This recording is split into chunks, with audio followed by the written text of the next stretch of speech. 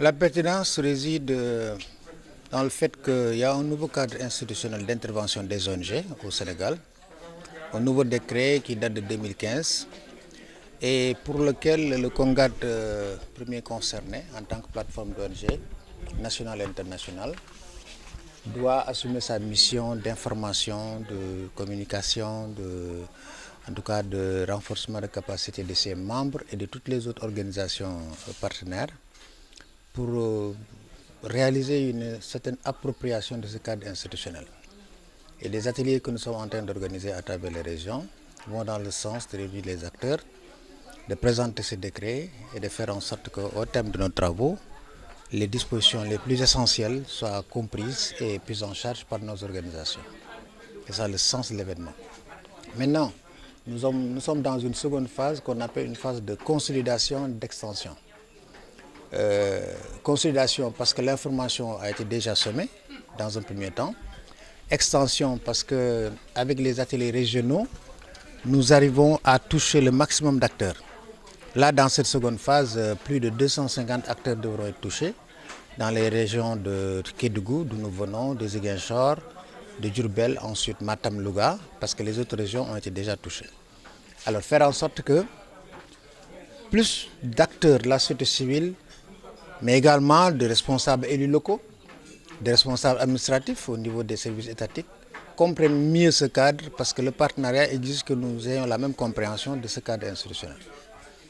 Mais la particularité de cette seconde phase, ce sera également d'introduire une dimension évaluation participative. Cela veut dire quoi? Cela veut dire faire en sorte que le décret qui existe depuis 2015 et qui est mis en œuvre, que ses effets et impacts soient analysés. Que les acteurs de la société civile, en parcourant le décret ensemble, en fassent une analyse critique et veillent un peu à ce que certaines parties qui méritent d'être améliorées ou bien d'être revues, d'être corrigées, etc., le soient. Donc, analyse critique qui va déboucher sur un certain nombre de constats et de recommandations fortes que nous allons soumettre à titre de contribution au niveau des espaces de concertation, mais particulièrement au niveau des structures étatiques qui gèrent le cadre institutionnel, notamment le ministère de l'économie et des finances et du plan, le ministère de l'Intérieur et de la sécurité publique, le ministère qui s'occupe des questions sociales. En tout cas, toutes les structures de l'État devront avoir des échos du point de vue de la société civile sur ce cadre institutionnel. Point de vue principal, le CONGAD est prêt à s'impliquer dans tout ce qui va dans le sens de la prise en charge des préoccupations des populations. Le hic, des fois, dans des situations plus ou moins particulières comme ça, on a plusieurs parties, chaque partie développe sa compréhension de la chose, évoque ses préoccupations, mais on ne fédère pas. On ne fédère pas le dialogue. On ne met pas en œuvre le dialogue.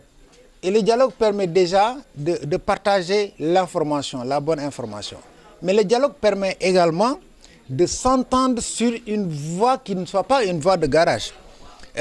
Nous suivons tous ensemble à travers les réseaux sociaux, à travers les grands médias, chaque composante intéressée qui tient son discours, qui dit ses préoccupations, et des fois même qui va un peu plus loin sur si vous faites ça, nous ferons ça, si vous faites ça. Cela ne fait pas avancer les dynamiques communautaires ni les dynamiques de développement.